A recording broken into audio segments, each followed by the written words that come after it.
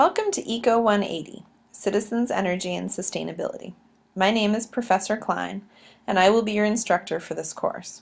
This video tutorial will show you how to navigate this web-based course on Blackboard so you can find all of the information you need and so that you will be ready to turn in assignments when they are due.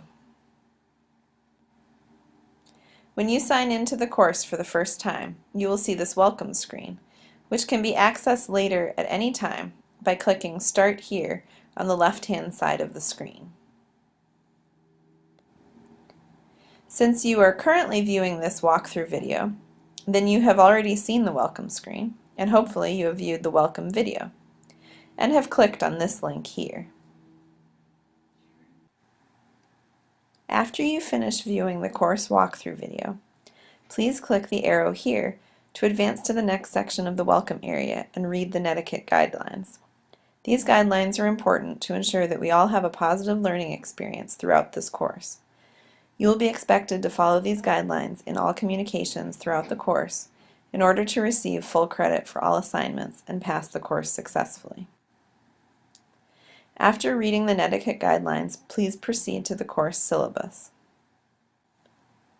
If you want to access the syllabus again later but don't want to have to go through the Start Here section again, you can click on the syllabus directly on the left-hand side of your screen here. This list on the left-hand side of your screen is a handy way to jump quickly to many important areas of the course, including syllabus, announcements, information on how to be successful in course discussions, groups, group submissions, semester lessons, grading information, extra credit, email, and help. The syllabus contains contact information for me and the teaching assistant, Eva Manandar, a description of the course goals, learning objectives, information about readings and videos we will be using in the course, information about course policies, including grading, extra help, communication, disabilities, academic integrity, and the required procedure for citing sources in discussion assignments. You can use these arrows at the top right-hand corner of the screen to advance to the next syllabus section, or you can click on the section you want directly in the table of contents here. In contact information, please note that I will be on maternity leave until February 17th. If you have questions that you cannot find an answer to in the General Questions section under Course Discussion, please contact the course TA, Eva Manandar, through the Blackboard email system either here or here. If need be, Eva will be able to contact me while on maternity leave, but in general I won't be responding to email until February 17th. Please read all pages of the course syllabus to make sure you thoroughly understand the goals, objectives, expectations, and procedures for this web-based course. Make sure you pay particular attention to the course grading policies, so you know what is expected of you in the course and are prepared to meet all deadlines. It is especially important that you understand the course discussion procedures and grading process. Please read this section thoroughly. Weekly discussion assignments and unit exams comprise 50% of your final semester grade each. Under the umbrella of weekly discussion assignments, there are two grading categories: in-group discussion and cross-group discussion. When you enrolled in the course, you were randomly assigned to a discussion group.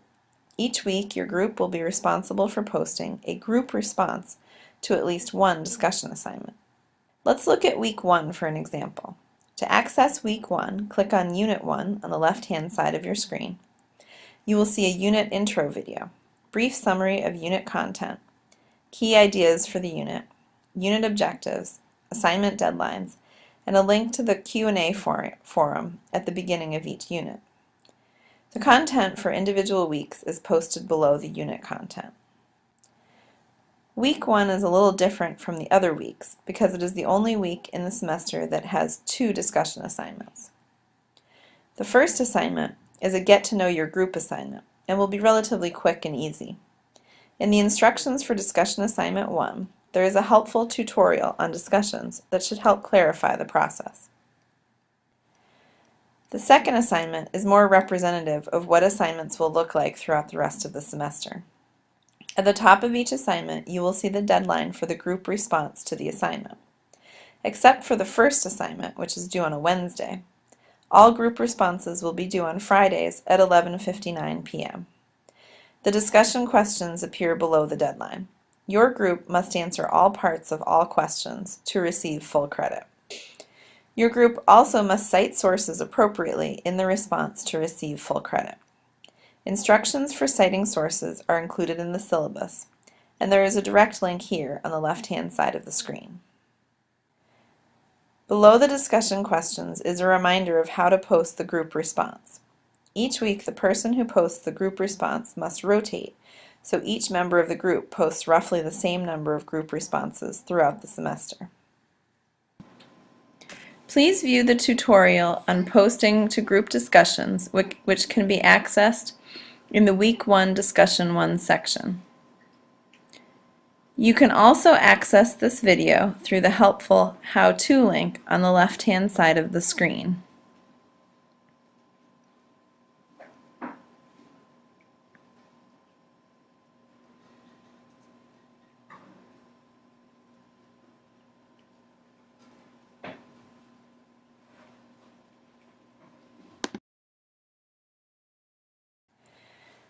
Looking back at the grading procedures in the syllabus, you'll see that the collaborative group response to the weekly discussion assignments is only part of your in-group discussion grade.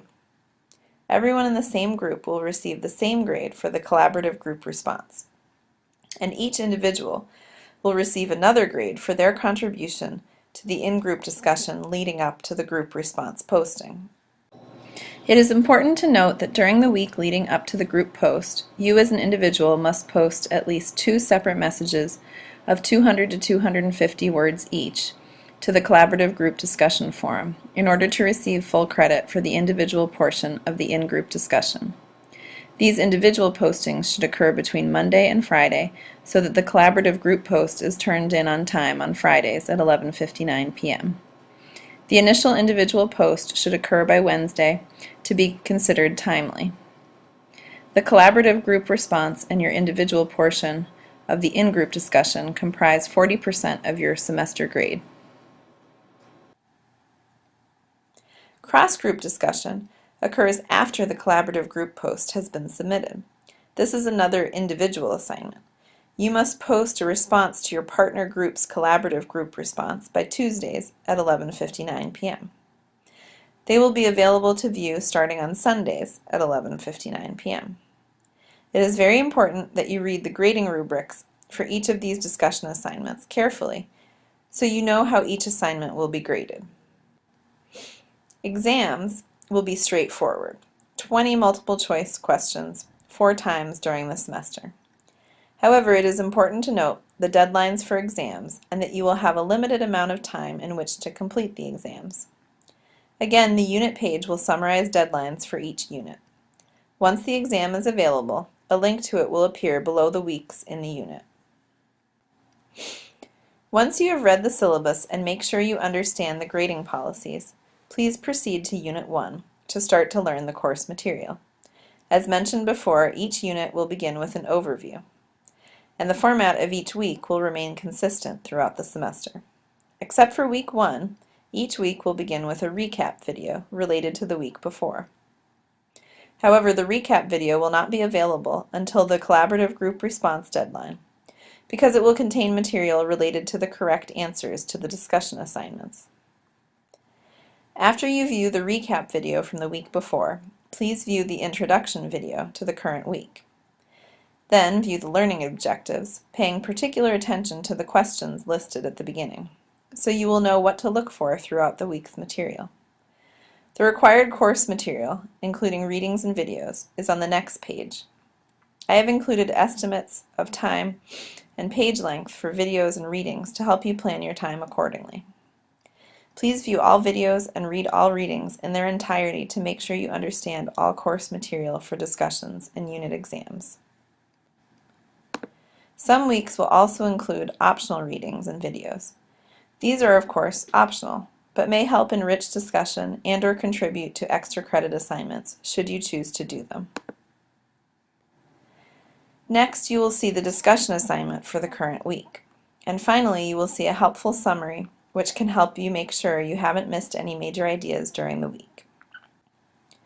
Week 1 differs from this format in 2 ways. 1, there is no recap from the previous week, and 2, there is an extra discussion assignment due on Wednesday. You will notice that Units 2 through 4 are still under construction, and they should be available in the coming weeks. The unit exam will be due on Sunday night, the last day of the unit, and will be available beginning on Thursday morning, so you can choose to complete it during the week or over the weekend. Keep in mind, you only have 1.5 hours to finish the exam once you begin it, so make sure you plan your time accordingly. I hope you have found this tutorial to be useful. If you have any questions about how to access course content on this site, please post a question to the Q&A forum, and you will receive a response through that forum within a day or 2. After the first few weeks of the course, Start Here will be redirected to the unit page for the appropriate time period, and you will be able to access this video through a new link called Course Introduction.